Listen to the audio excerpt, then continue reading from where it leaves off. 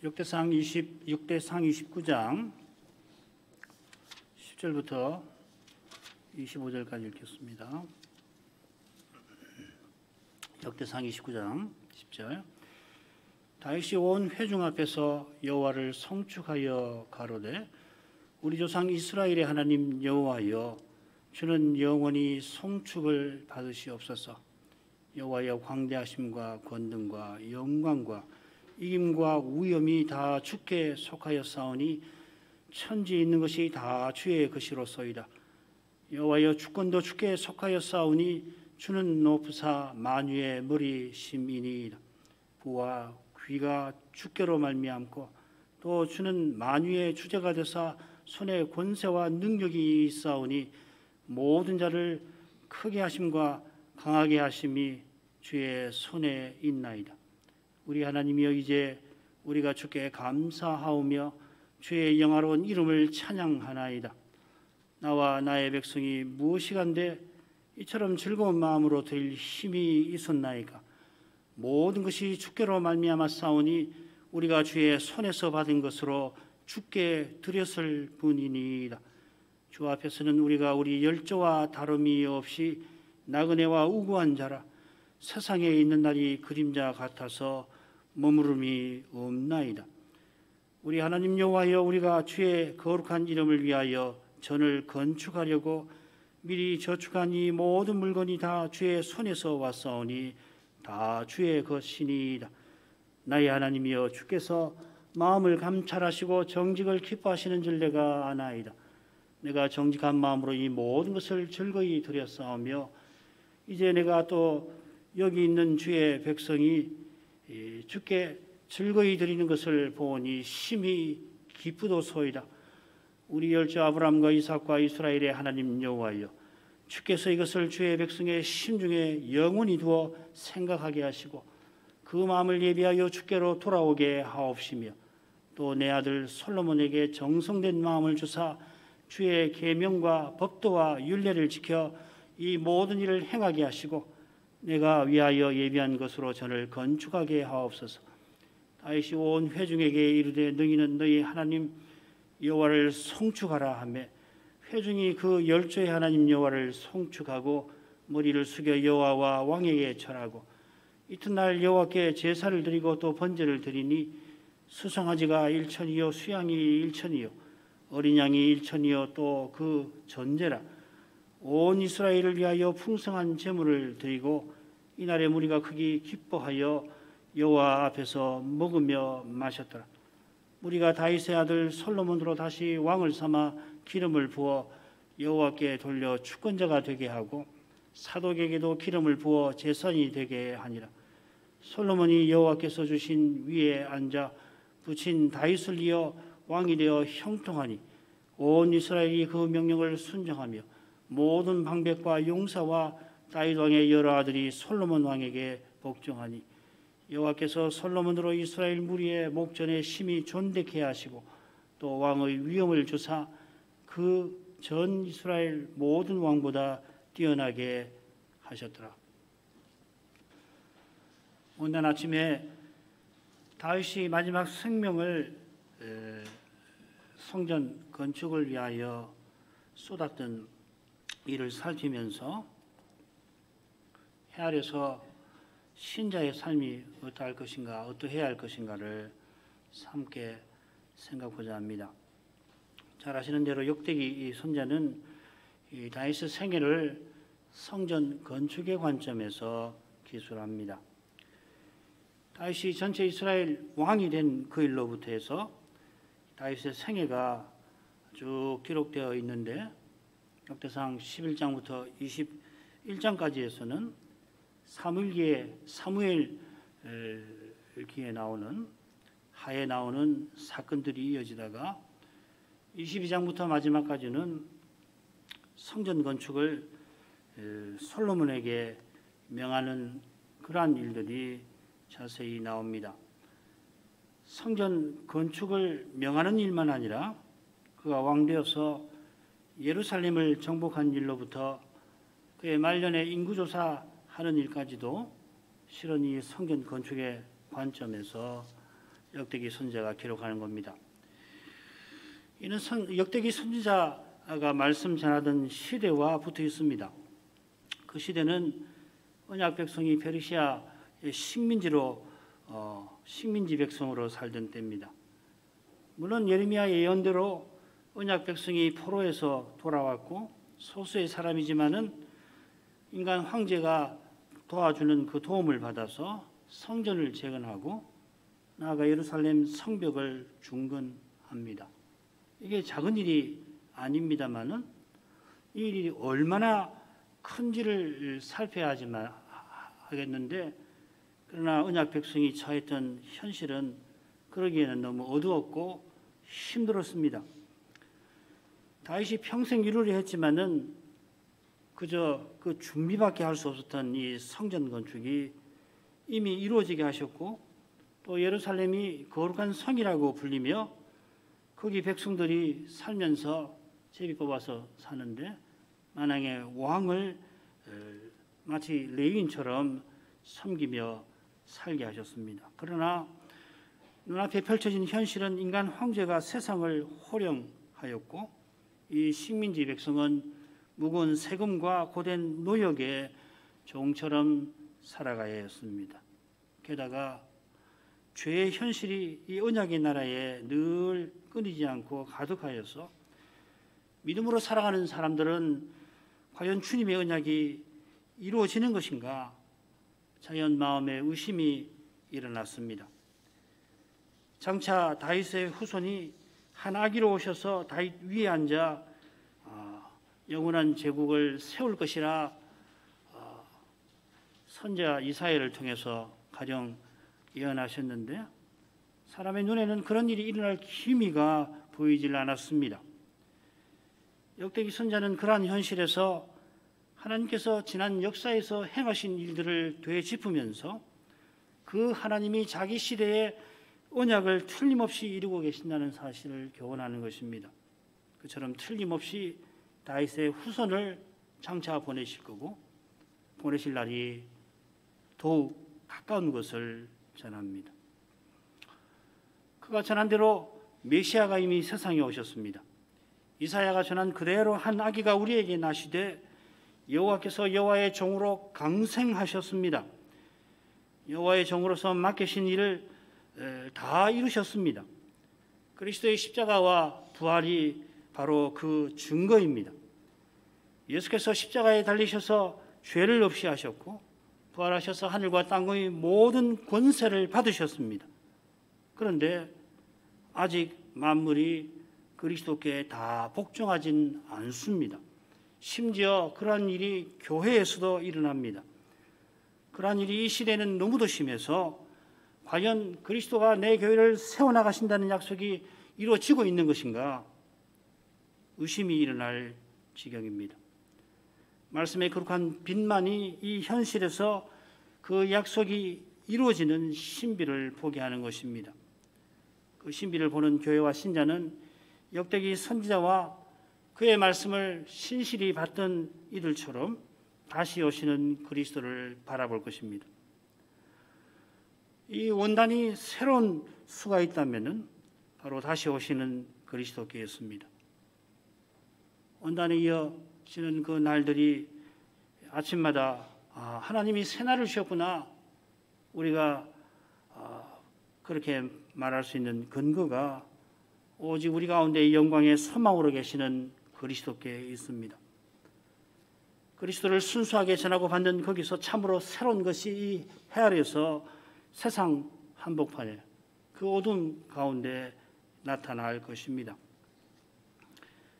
오늘 낭독한 말씀은 다윗이 권한 대로 온 회중이 즐거이 헌상하고서 다윗이 기쁨을 이기지 못하여 여호와께 송축하는 그런 기도가 10절부터 19절에 나오고 이 온 회중이 송축하라 권하는 내용이 이어집니다. 오늘은 10절부터 19절까지를 주로 살필 것입니다. 이 다윗의 기도인데 송축하는 기도가 셋으로 나눠집니다. 먼저 여호와께서는 영원히 송축받으실 분임을 고백합니다. 10절부터 12절까지. 그리고서 다윗이 여호와께 감사하는 내용이 이어집니다. 그리고 18, 19절은 솔로몬이 이 성전 건축을 이루기를 간구하는 내용입니다. 10절부터 12절 읽겠습니다. 다윗이 온 회중 앞에서 여호와를 송축하여 가로되 우리 조상 이스라엘의 하나님 여호와여 주는 영원히 송축을 받으시옵소서. 여호와의 광대하심과 권능과 영광과 이김과 위엄이 다 주께 속하였사오니 천지에 있는 것이 다 주의 것이로소이다. 여호와여 주권도 주께 속하였사오니 주는 높으사 만유의 머리심이니이다. 부와 귀가 주께로 말미암고 또 주는 만유의 주제가 되사 손에 권세와 능력이 있사오니 모든 자를 크게 하심과 강하게 하심이 주의 손에 있나이다. 다윗이 온 회중 앞에서 여호와를 송축합니다. 온 회중을 대표하는 중보 직분자로서 송축하는 것입니다. 온 회중이 다윗과 함께 헌상한 까닭에 다윗이 온 회중과 함께 하나님께 감사합니다. 다윗은 여호와를 우리 조상 이스라엘의 하나님이라 부릅니다. 비슷하게 18절에도 보면은 우리 열조 아브라함과 이삭과 이스라엘의 하나님하고 거기는 아브라함과 이삭을 더 넣어서 열조의 하나님이라 부릅니다. 또 15절에도 우리 열조가 나그네로 살았던 것처럼 우리가 지금 주의 앞에서 그렇습니다 고백합니다. 이렇게 고백하는 다윗의 마음은 여호와께서 이스라엘과 언약을 맺어 영원한 나라를 약속하신 사실이 그 마음에 가득합니다. 이 약속이 성전 건축과 딱 붙어 있습니다. 성전을 세워 여호와를 거기서 예배하는 일이 영원한 나라에 나아가는 길에 징검다리 큰 돌을 놓는 것과 같습니다. 하나님의 언약이 이루어지는 현실이 단연 성전 예배인 것입니다. 거기서 주의 영광을 뵙는 그 순간이 이미 영혼과 만나는 것입니다. 다윗이 영원히 찬송받으실 주의 영광을 이어 노래합니다. 광대하심, 권능, 영광, 이김, 위엄이 다 주께 속합니다. 5 속성이 나오는데 가운데 나오는 영광을 중심으로 서로 짝을 이루는 것 같아요. 광대하심과 마지막에 위엄, 그리고 두 번째 나오는 권능과 이김 서로 비슷하죠. 그런데 이 영광이라는 이 표현이 언약궤를 가리키는 데 사용됩니다. 시편 78편 61절 여기만 나오는 건 아닌데 자기 영광을 대적의 손에 붙이셨다. 실로 장막이 무너질 때 언약궤 뺏긴 이를 영광이라 표현했습니다. 성전 건축 후에 언약궤 위에 좌정하시는 여호와께서 권능과 이김으로 원수들을 물려쳐 주셔서 이제 성전을 짓게 하시고 그 성전에서 광대하심과 위엄을 드러내 주시기를 바라는 것입니다. 특히 이 광대하심이라는 것이 다윗과 언약 맺으신 거기에 2번이나 나옵니다. 광대하심은 여호와께서 다윗에게 약속하신 일과 붙어 있는데 그 일은 메시아를 보내서 영원한 제국 세우는 그 일입니다. 요컨대 다윗이 세상을 곧 떠나는 순간에 하나님께서 그 언약을 이루신 것을 기억하며 송축하는 것입니다. 여호와께서 그 언약을 능히 이루시는 것은 천지에 있는 것이 다 주의 것인 사실과 붙어 있습니다. 여호와께서 창조주이십니다. 창조주이시니 주권, 나라라고 하는 말인데 주권도 주께 속합니다. 하늘은 하나님의 보좌를 둔 곳이고 땅은 그 발등상 두신 곳입니다. 하늘 보좌에 앉으셔서 원하시는 대로 그 통치를 땅에 베푸십니다. 이 찬송을 전하는 역대기 선자의 마음이 어떠할지 한번 생각을 해보십시오.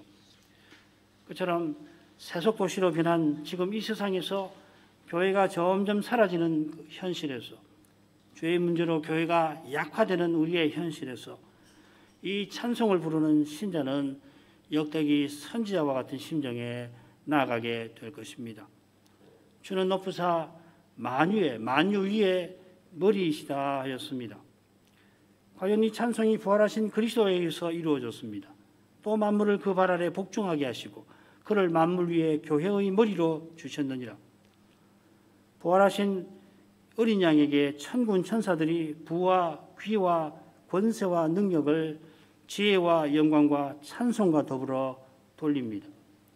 죽임당한 어린 양이 유다의 사자이실 뿐만 아니라 메시아이실 뿐만 아니라 실은 천지를 지으신 여호와 그분이십니다. 그런 여호와께서 지금 솔로몬대로 성전을 짓게 하실 것입니다. 거기 좌정하셔서 만유의 주제로서 다스리실 것입니다.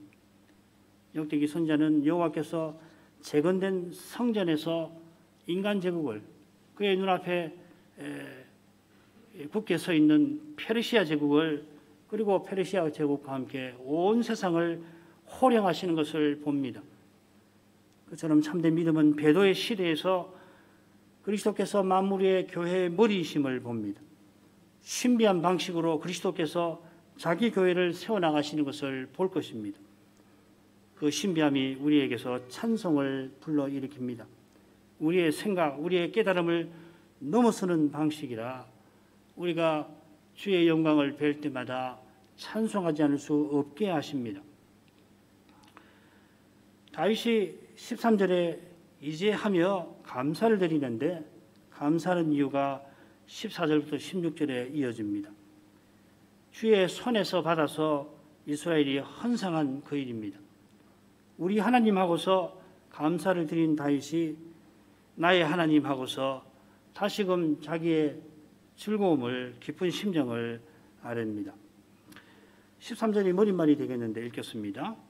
우리 하나님이여 이제 우리가 주께 감사하며 주의 영화로운 이름을 찬양하나이다. 13절은 어떻게 시작되냐면 그래서 이제 하고 시작됩니다. 다시 우리 하나님이라고 부르면서 우리가 감사합니다 합니다. 이는 하나님을 나의 하나님이라고 부르는 중보 직분자의 심정입니다. 오실 메시아께서 우리와 함께 하시는데 다윗도 그러한 심정으로 감사합니다. 주의 이름에 여호와의 이름에 찬송을 돌리는데 그 이름을 영화로운 이름이라 합니다. 이 영화로운이라는 말이 바로 앞선 부분에 나온 5 속성 중에 한가운데 나온 영광이라 번역된 바로 그 말입니다. 티프아라라고 하는 말입니다. 히브리의 영광을 가리키는 대표적인 단어가 있지요. 카보드라는 말이 있는데 이 표현 대신 이 티프아라라고 하는 표현을 쓴 의정은 분명합니다. 성전 건축과 붙어 있는 것입니다. 이어 감사하는 이유가 나오는데 14절부터 16절입니다. 나와 나의 백성이 무엇이간데 이처럼 즐거운 마음으로 드릴 힘이 있었나이까. 모든 것이 주께로 말미암아 싸우니 우리가 다 주의 손에서 받은 것으로 주께 드렸을 뿐이니이다. 주 앞에서는 우리가 우리 열조와 다름없어 나그네와 우고한 자라. 세상에 있는 날이 그림자 같아서 머무름이 없나이다. 우리 하나님 여호와여 우리가 주의 거룩한 이름을 위하여 전을 건축하려고 미리 저축한 이 모든 물건이 다 주의 손에서 왔사오니 다 주의 것이니이다. 14절 16절이 비슷하지요. 모든 것이 주의 손에서 받은 것이다 고백하고 중간에 주의 앞에서 이스라엘이 나그네 왔다 고백합니다. 기쁘게 헌상하게 하셨는데 왜 아브라함과 같이 나그네라고 하는가 생각해 볼 만합니다. 14절은 지난 수요일에 우리가 공동회의 때 살핀 내용입니다.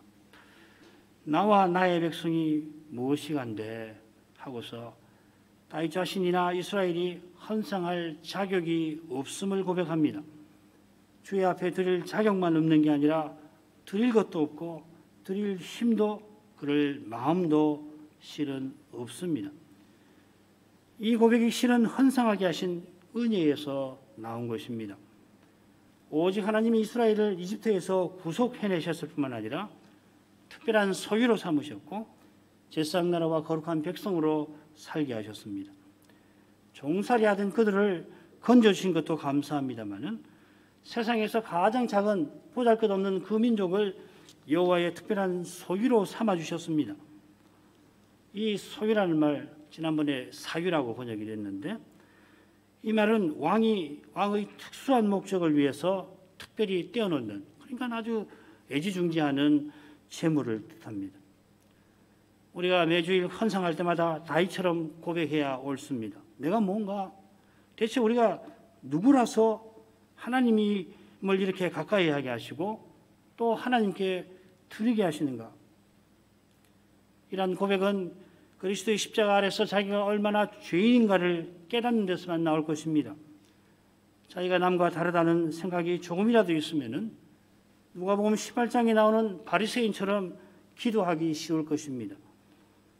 누가복음 18장 11, 12절입니다. 바리새인은 서서 따로 기도하여 가로되 하나님이여 나는 다른 사람들 곧 토색 불의 간음을 하는 자들과 같이 아니하고 이 세리와도 같이 아니함을 감사하나이다. 나는 일에 2번씩 금식하고 또 소득의 11조를 드리나이다 하고 그가 따로 서서 따로 기도하는 모습, 다른 사람 특별히 죄인이나 세리와 같이 아니함을, 남과 다름을 자랑하는 말, 또 금식과 11조를 내세우는 태도가 하나님 앞에 얼마나 가증한지 모릅니다.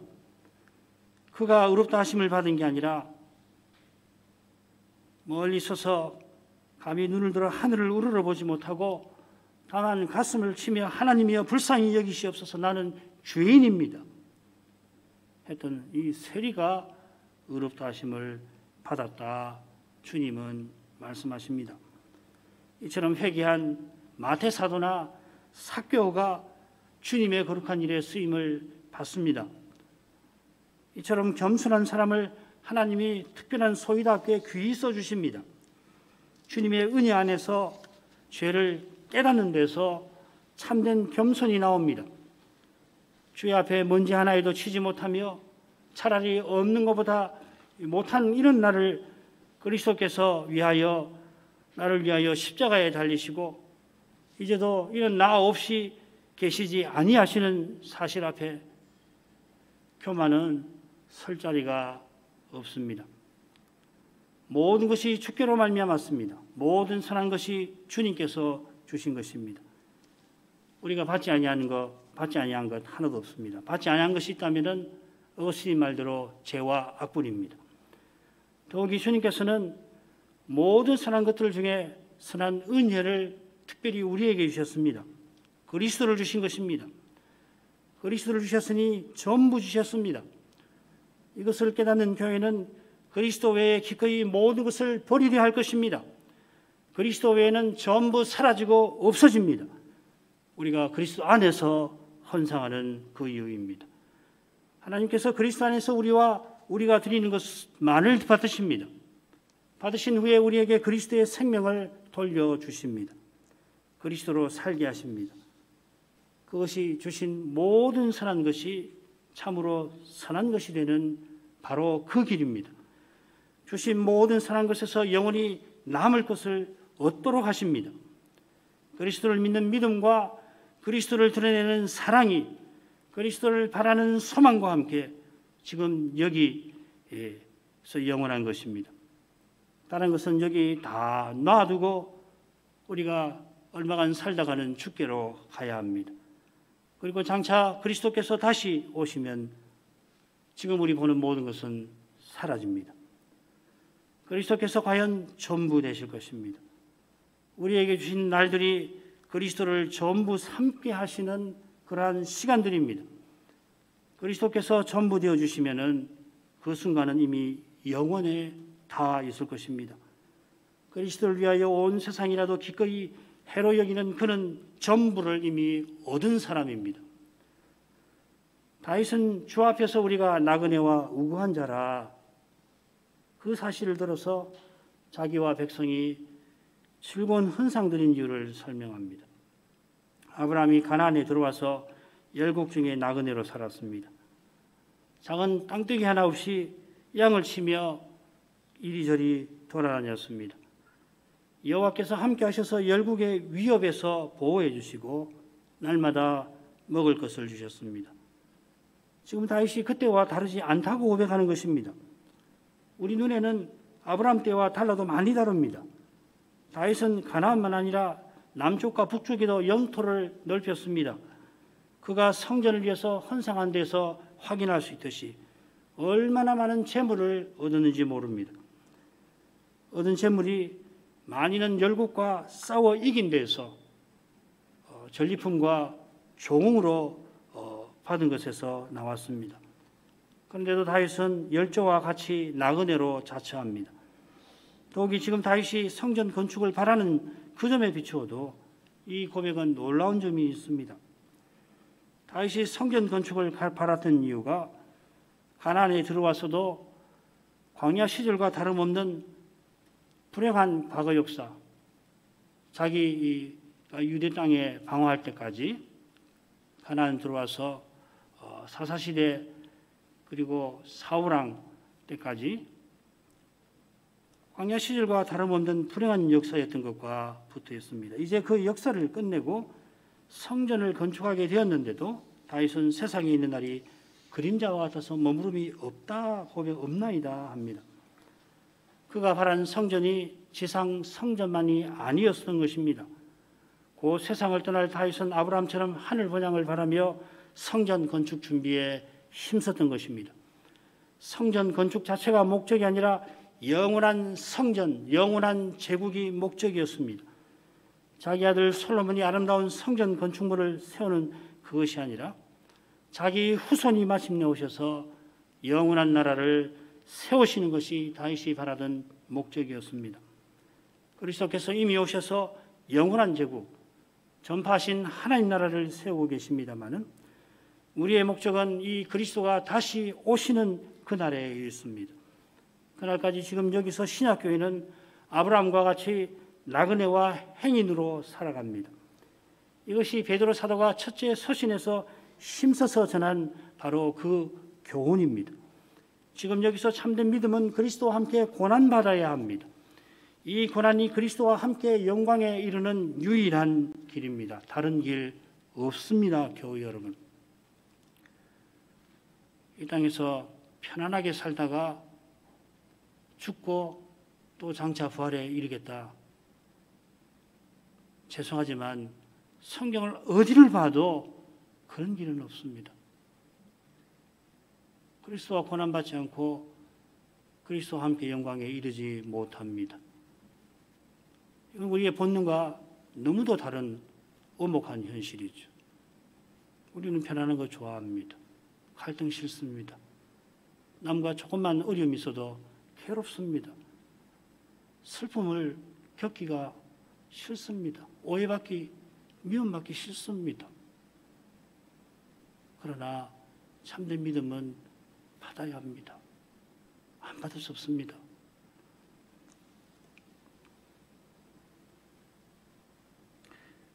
이곳에서 천년 만년 살지 않습니다.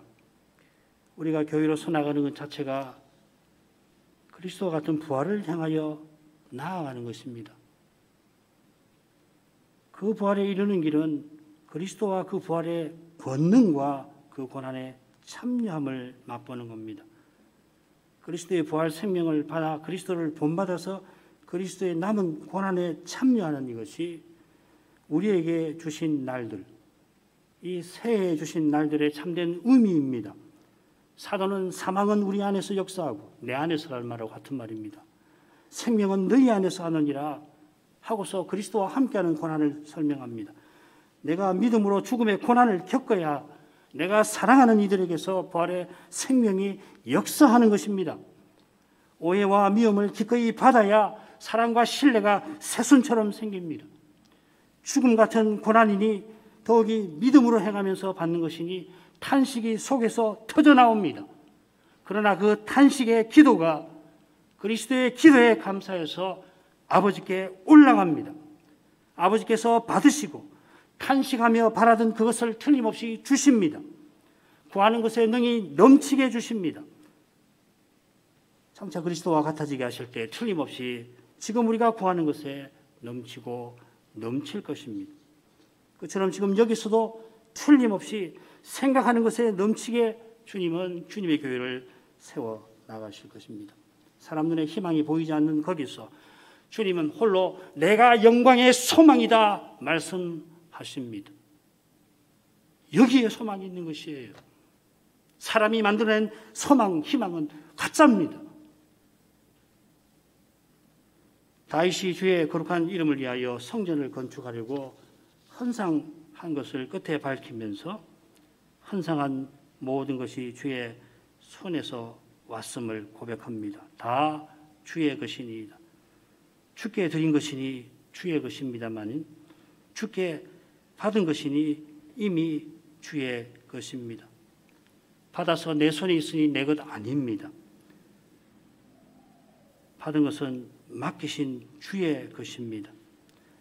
내 것이라 생각하는 순간 문제가 생깁니다. 그 생각이 이미 교만한 것입니다.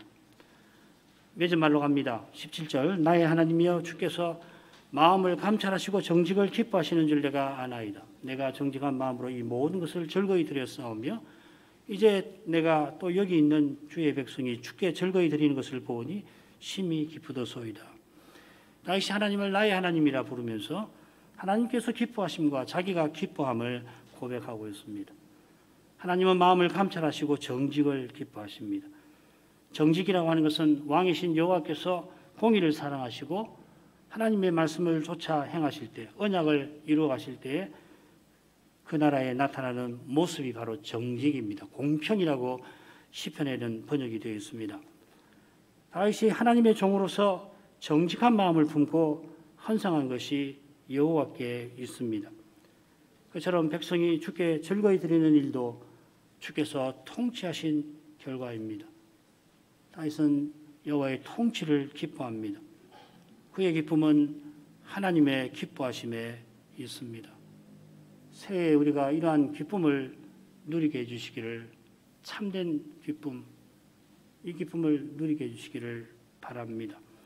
마지막 부분 읽겠습니다. 우리 열조 아브라함과 이삭과 이스라엘의 하나님 여호와여, 주께서 이것을 주의 백성의 심중에 영원히 두어 생각하게 하시고 그 마음을 예비하여 주께로 돌아오게 하옵시며 또 내 아들 솔로몬에게 정성된 마음을 주사 주의 계명과 법도와 율례를 지켜 이 모든 일을 행하게 하시고 내가 위하여 예비한 것으로 전을 건축하게 하옵소서. 다시금 열조의 하나님을 부르면서 성전 건축을 이루어 주시기를 구합니다.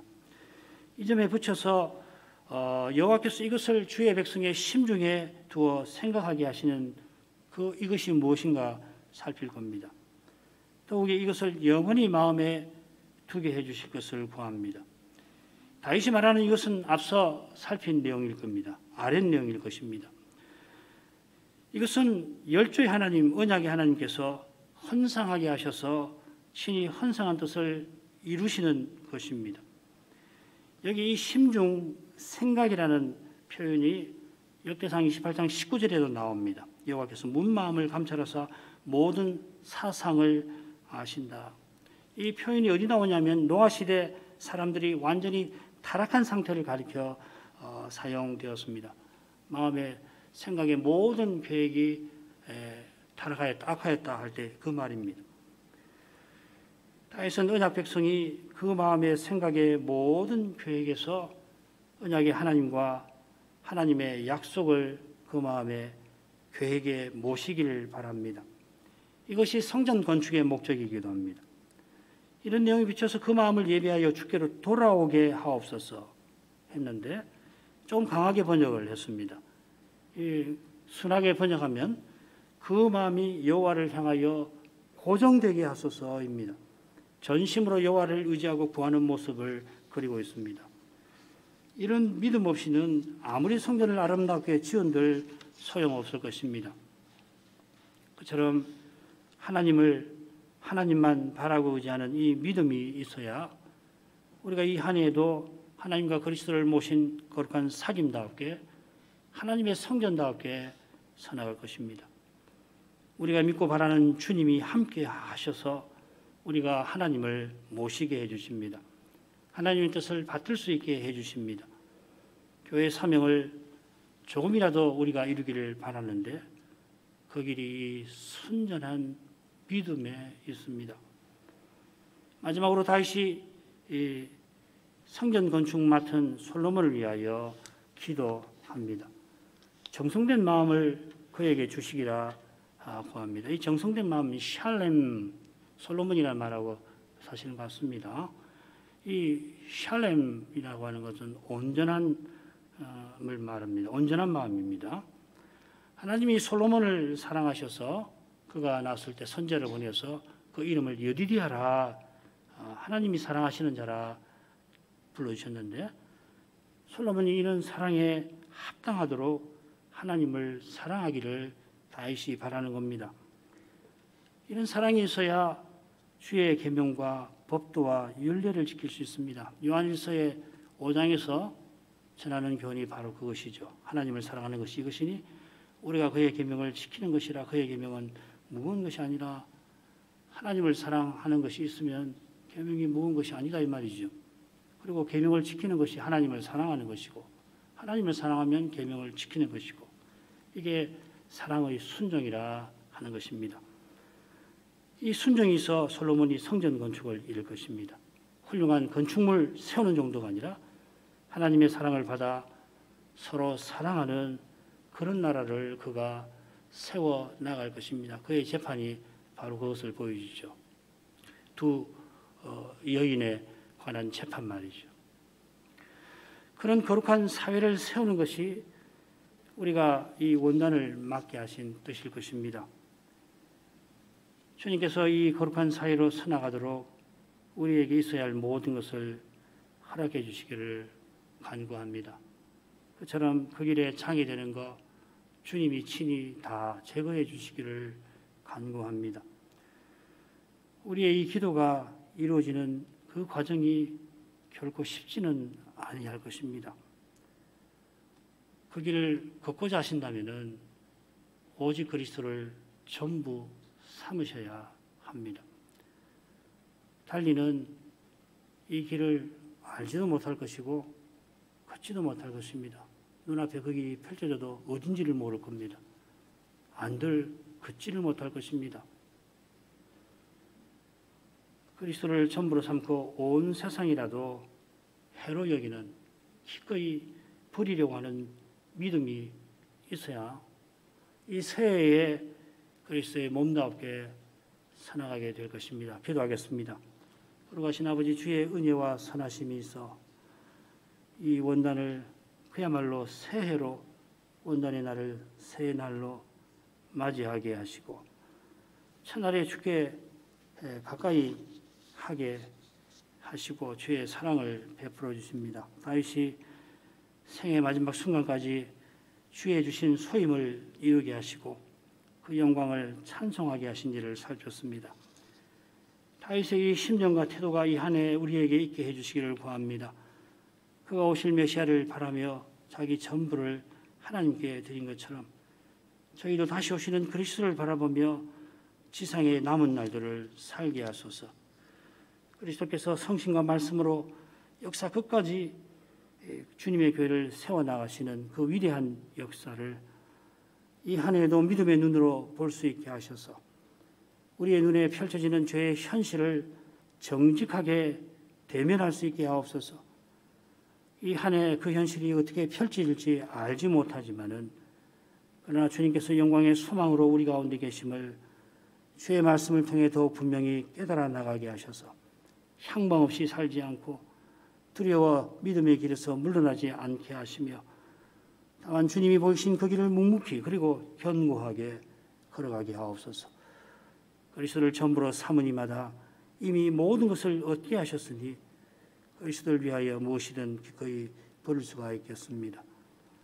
이러한 믿음으로 다가오는 날들에 그리스도의 생명을 꼭 살아내게 하옵소서. 내게 사는 것이 죽는 것도 유익함이라 과연 그렇게 고백할 수 있게 하옵소서. 사망은 우리 안에서 역사하고 생명은 너희 안에서 하느니라.